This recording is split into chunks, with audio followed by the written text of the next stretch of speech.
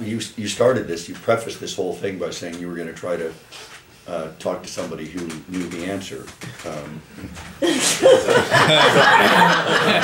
Yeah, exactly. Gerald always has an answer. No.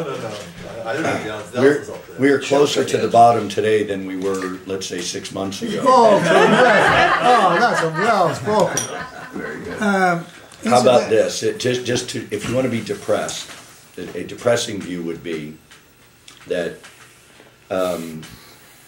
if you adjust for the level of inflation that we've had in recent years, it now appears as though the stock market has fallen into what is called a secular bear market.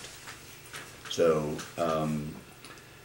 the last 3 big secular bear markets took around 14 years from their peak until they troughed. So if the peak was in 2000, a second peak, but not as high as the previous one in adjusted for inflation terms, in 2007, we've got, I don't know, 4, 5, 6, some odd number of years to go, and we'll be lower at that point than we are today. Now, that's what history suggests, but history may well be, be bunk.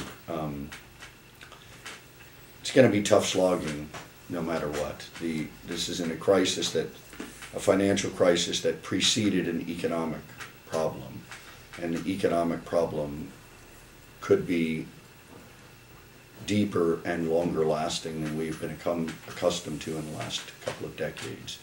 And right now, for whatever staring into the abyss, there's not very much clarity, or is the term they use in the stock market, not much visibility on when the economies are going to bottom and how deep.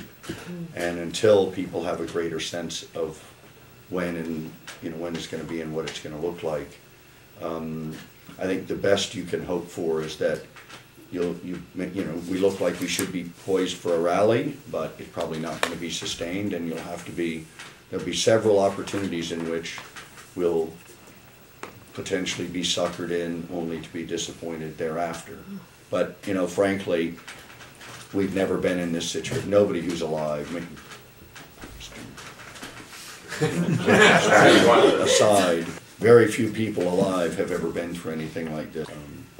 And the other thing I would say is that anybody who thinks they've gotten this right, the market has had some sort of demonic element to it, which is if it snuffs out any sense of confidence or optimism in any market participant, it zeroes in on you and destroys you. So, it's tough.